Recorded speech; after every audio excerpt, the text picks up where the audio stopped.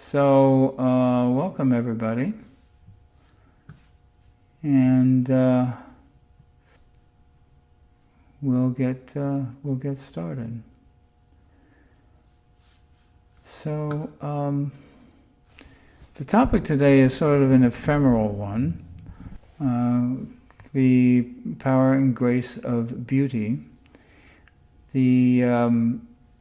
The reason why I chose this topic is we've talked a lot about art. We've talked a lot about the parasympathetic nervous system versus the sympathetic nervous system.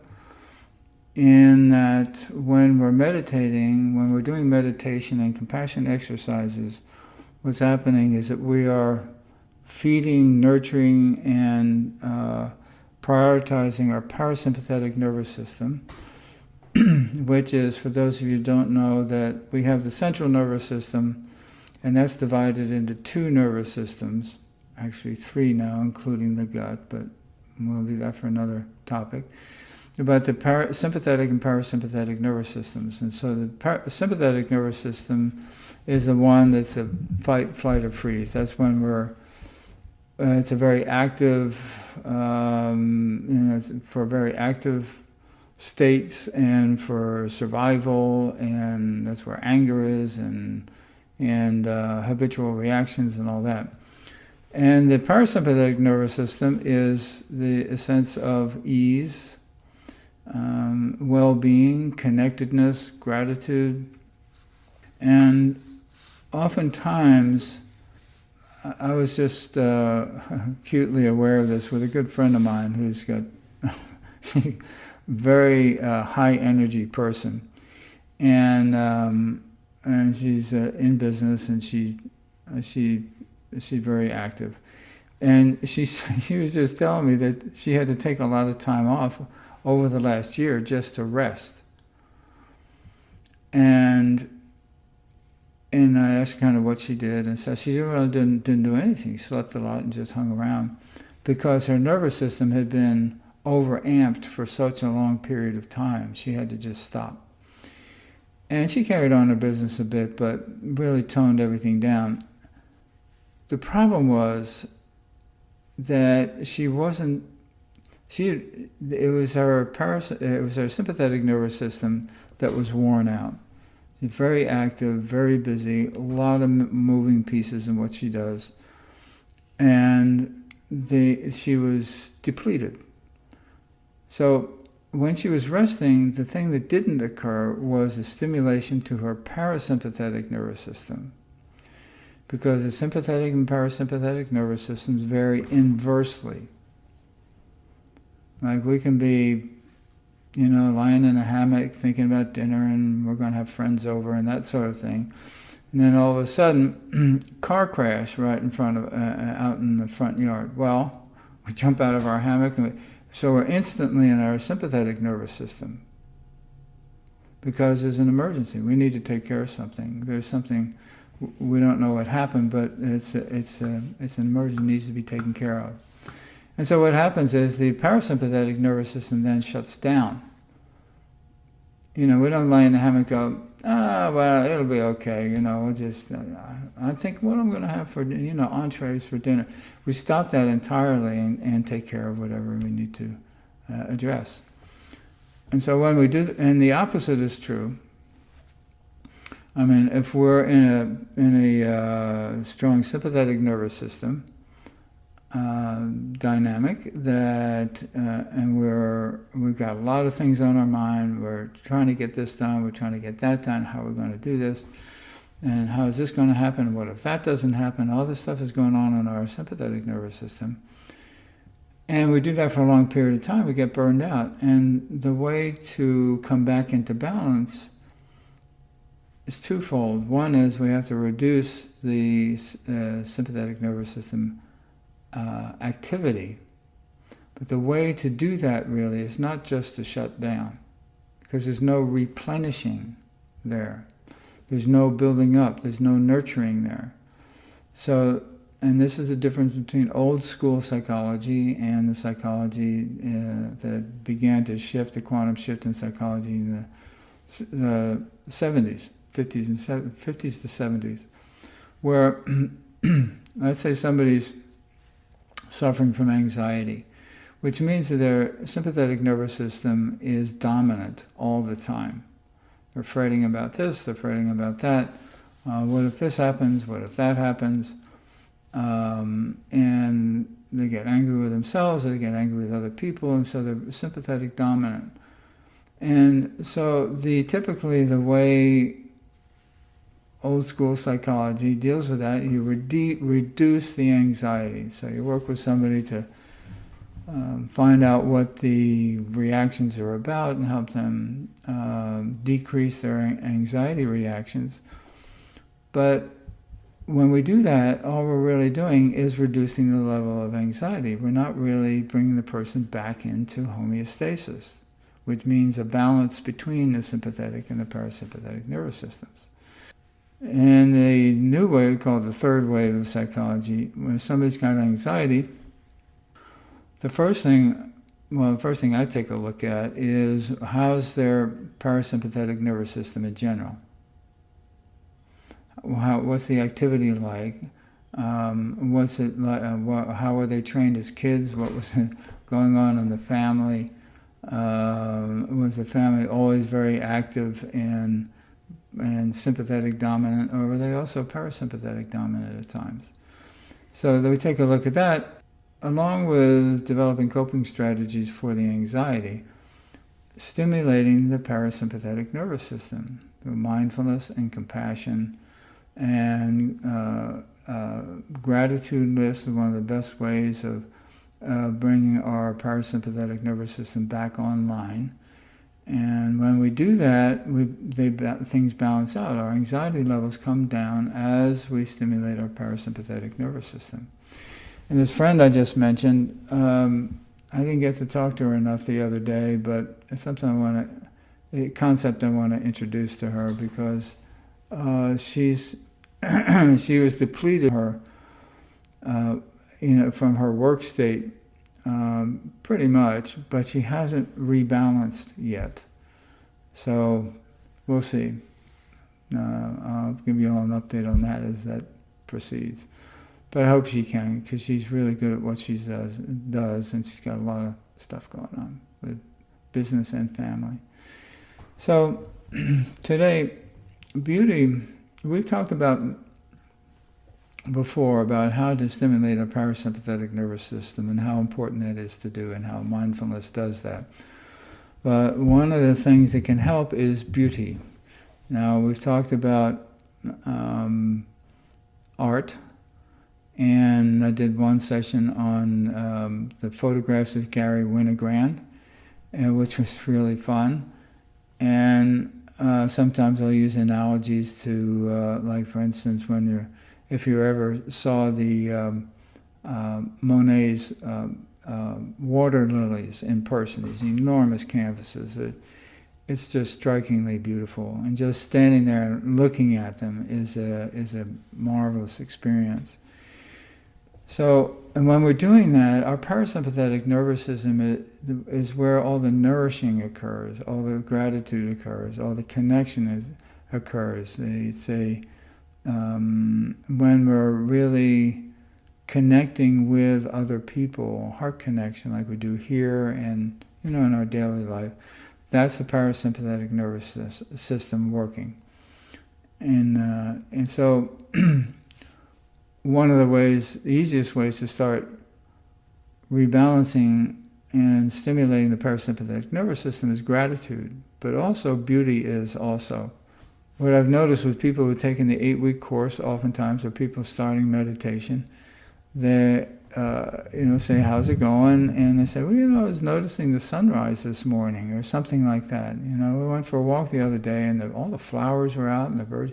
We start to notice more of nature and things that are beautiful, and we're more apt to respond in a generous way to connections with other people, and we're more flexible when difficulties happen. Stand back and go, wow, ooh, okay, what are we going to do about that? That sort of thing. And so instead of jumping into some sort of emergency mode. So beauty is something I wanted to talk about today. And I don't know particularly of any beauty exercises or meditations.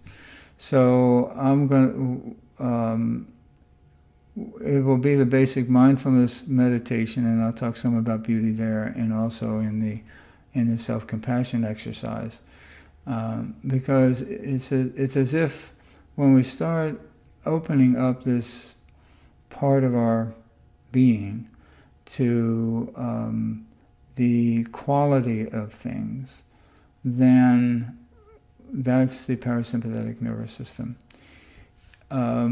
People are familiar with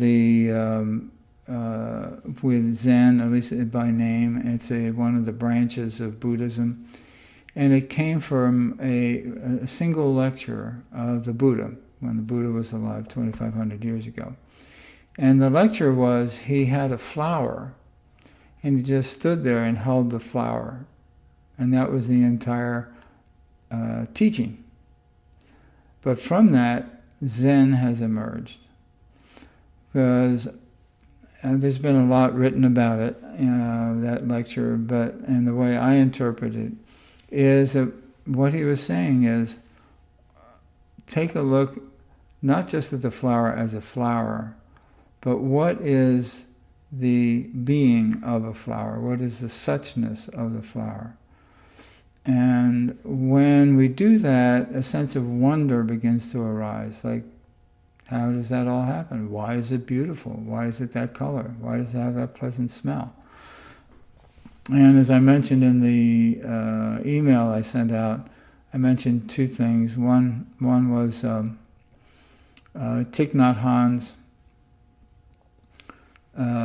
He wrote a thing called seeing a cloud in a sheet of paper, and I've introduced that a couple times in a couple of sessions, and it's just wonderful. It's this idea of suchness. When we really begin to look at the being of things rather than just the form of things, we begin to really transform our ability to interact with nature, and which also means interacting with each other, because we're also a part of nature. We forget that sometimes because we've got two legs and we can walk around. So, but we begin to be able to relate more to our own nature and the nature of other people as well. And the other was a poem by William Blake, Auguries of I forget what it is, but anyway, it's in the email. It's William Blake. Seeing eternity in a grain of sand is one of the lines, and what he's talking about is when we're really seeing into things, we're not just seeing the surface of things, not just the literal state of things, but the inner nature of things. Then we really begin to enter into this parasympathetic nervous system and a whole world that's where poets go and artists go, and that's where we can go in our simple enjoyment of life. And one of the things that can do that is the appreciation of beauty. And as I mentioned before, I'm a big fan of art in general and music in particular, because of its extraordinary ability to evoke emotions and evoke sort of the inner experience. And so what we'll do today is a meditation, mindfulness meditation, an extended version, and then move into self-compassion. And my narration in those will be making reference to beauty and bringing to mind, because we've all experienced that at some point, I would imagine. At some point we come upon something, or come out, in a museum, and something really strikes us, or we're going on a trail and we come to looking over a valley, or in a waterfall, or something that we've experienced, or hearing a poem by somebody that brings us to tears, or some music we find really moving. Something like that to feed our parasympathetic nervous system. So we'll get started. So finding a comfortable position, and so that You don't have to move any muscles to sit and remain comfortable, and we'll begin.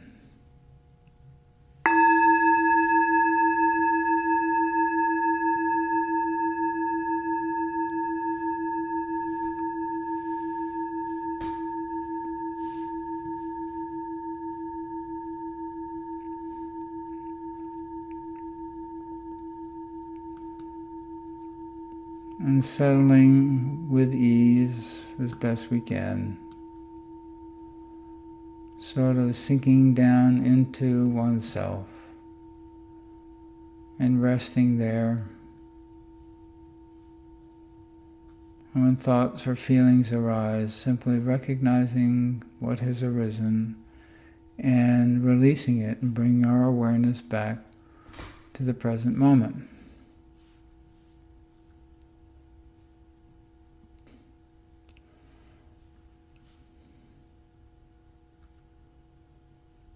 And being aware of our awareness. And we can't stop thoughts from arising, that's not possible, but we can change how we respond to them. So each time a thought arises or a feeling arises, simply recognizing it as a thought or a feeling, and releasing it, and returning awareness to right here, right now.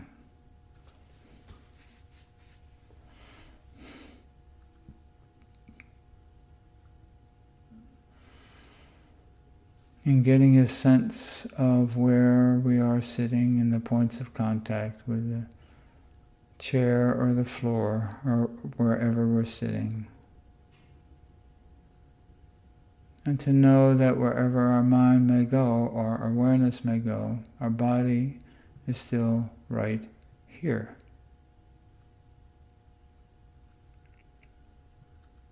So when our thoughts or feelings get carried away, we just recognize it without criticism or judgment and return to just sitting.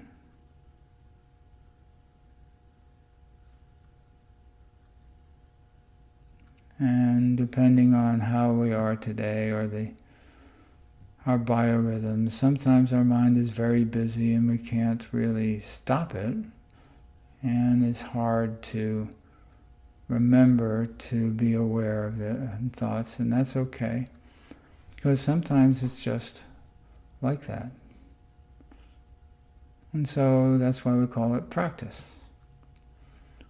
And sometimes, and my theory is that sometimes the most difficult times of sitting do the most good, because we have to practice diligently, and we have to practice turning aside self-criticism. So as we do our best, no judgment, no criticism. Thoughts arise all by themselves, and we just recognize, release, and return.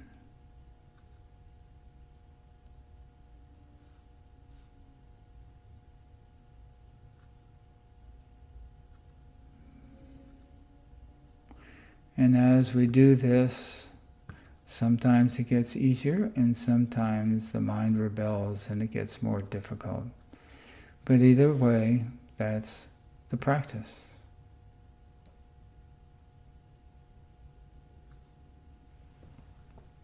And if there's racing thoughts and anxieties or things, or thoughts are all clumped together, that's the way our mind gets sometimes. And so if that's the case, to do one's best to just sit and observe and not let any of the thoughts hook one into distraction. Seeing if you can just observe and let them be as they are.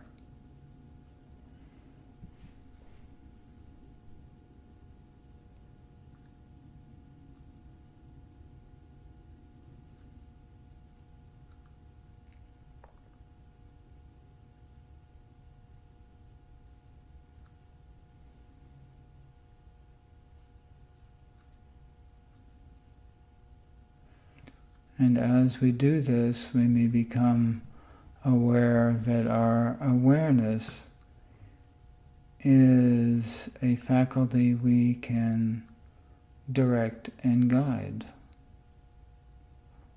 And finding a place to sort of rest our awareness in the moment, whether in the breath, with the breath, or the physical body, is a place where we can be aware without distraction.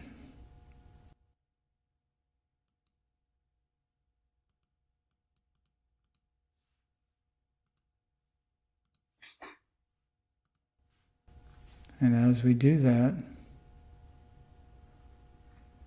it seems to get a little easier.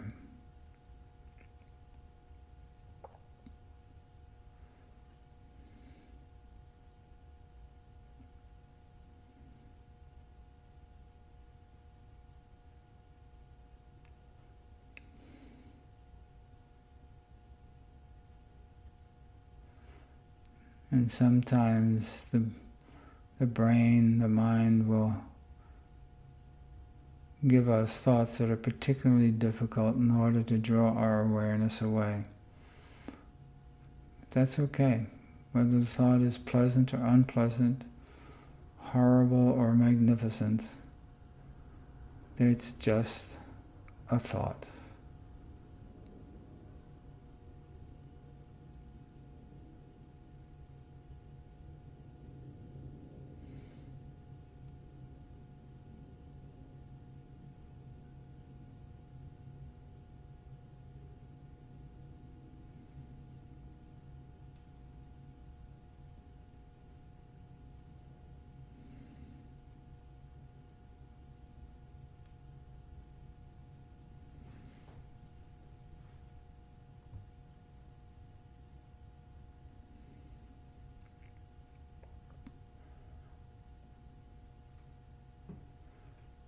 And usually the mind will begin to settle, sometimes not.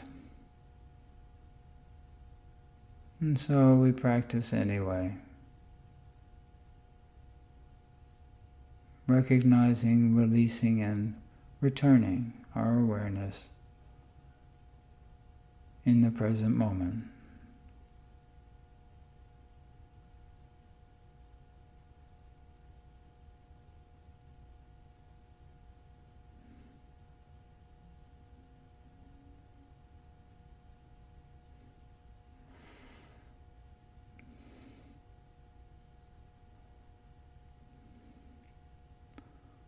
And as we do this, perhaps we can feel our body settling into wherever we're sitting, and our whole system just settling down with a sense of ease.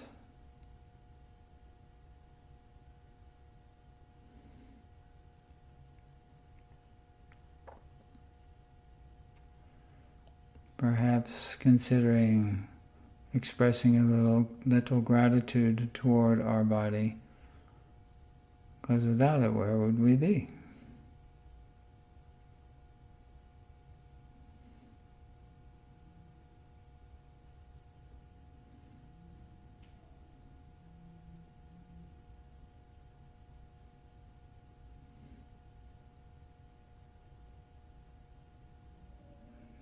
And absorbing this feeling of gratitude as best you can.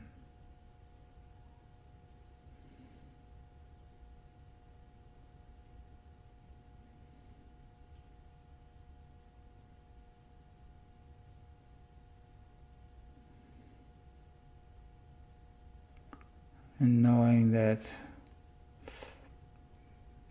the word perfect or perfectionism has no place in true human experience.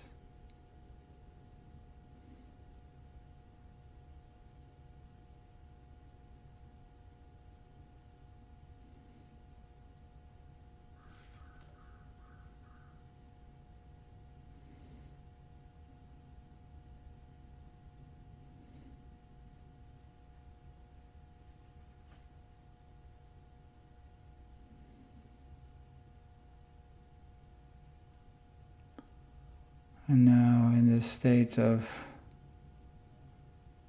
settling as best you can, bringing to mind an object or an experience or a place, or there may be something near you at the moment that is beautiful.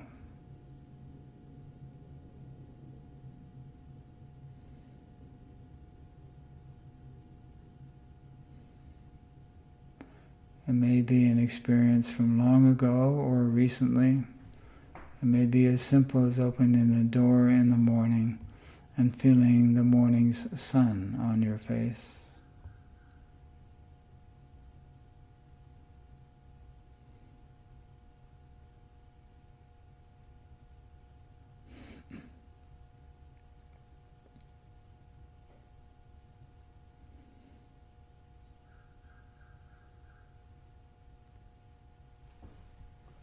And whether it's nature or an artwork or the sounds of birds, whatever it may be, allowing yourself to absorb that and absorb the beauty and appreciate the beauty as best you can.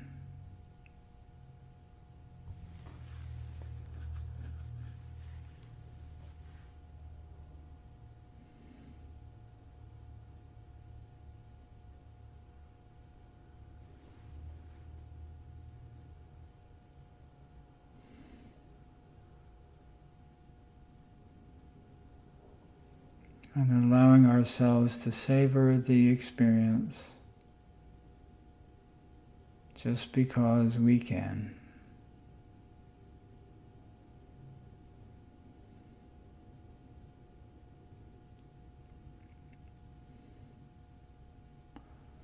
Just because it touched something within us.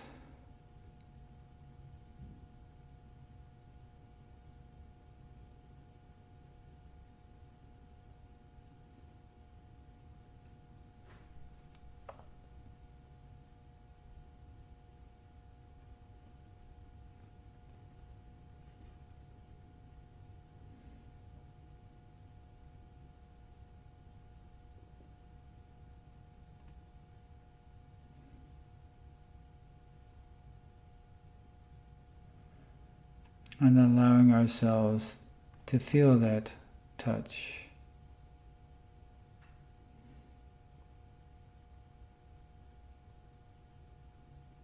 And perhaps even ask the question, how can this even happen? To be moved by whatever it is.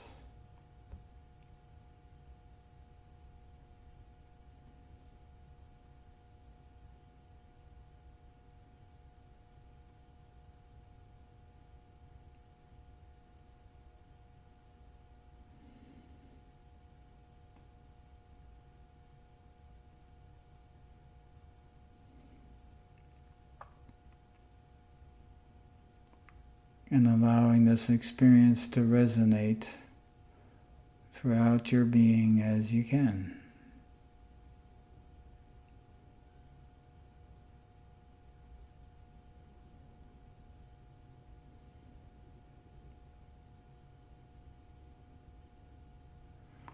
And allowing oneself to absorb it, receive it, savor it.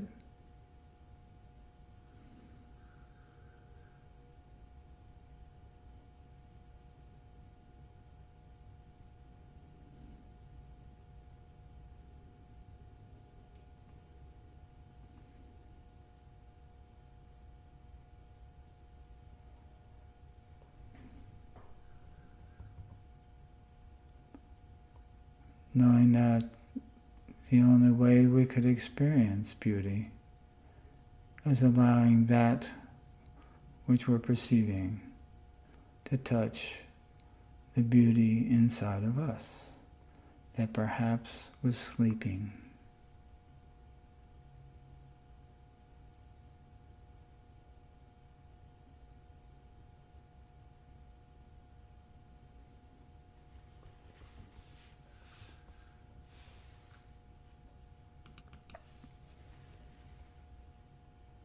And allowing ourselves to absorb those feelings of appreciation and gratitude and beauty and vision, or whatever it may be for you, your experience. And allowing that to resonate throughout as best you can.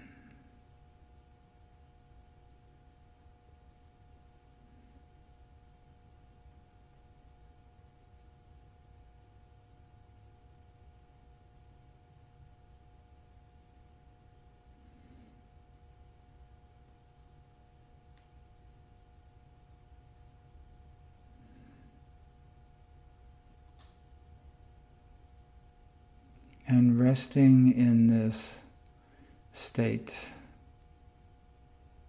of self-nurturing,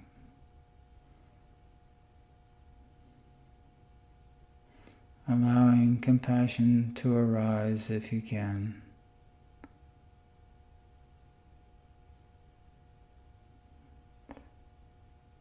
Perhaps with the notion that how miraculous it is that we can even appreciate something like beauty and have it resonate within us.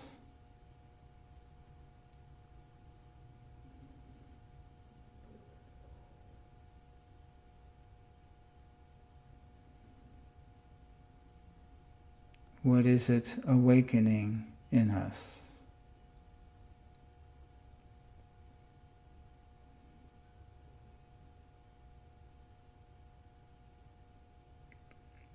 What is the meaning it brings?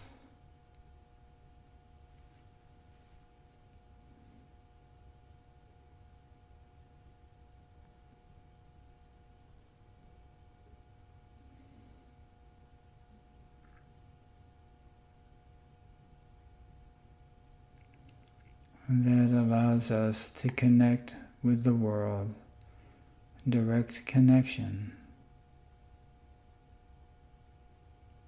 with the world and with others.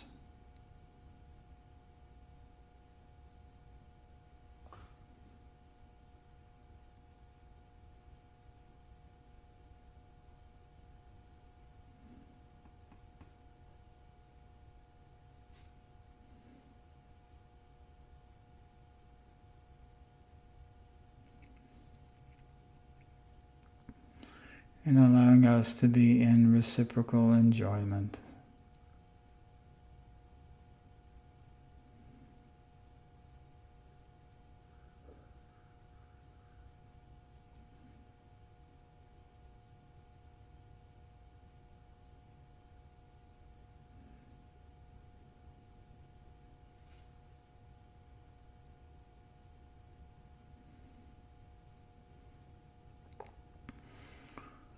And allowing compassion for oneself and others, if you wish, whatever direction it wishes to go, but letting it flow freely.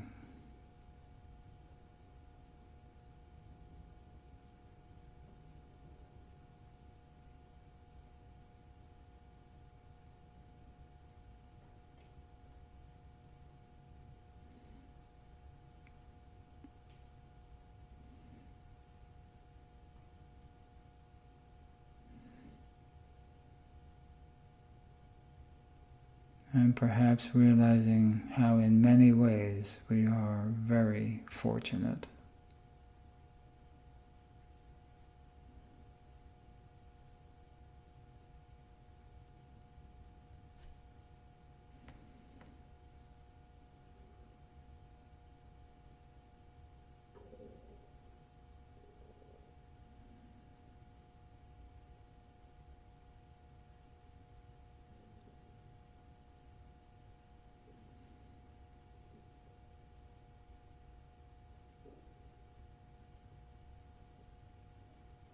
and absorbing the entirety of this experience and letting it settlate and resonate in your bones and throughout your body.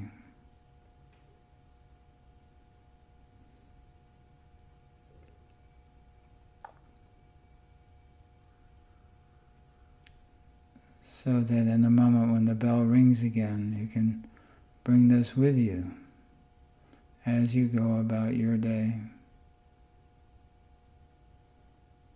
And come back to it at any time.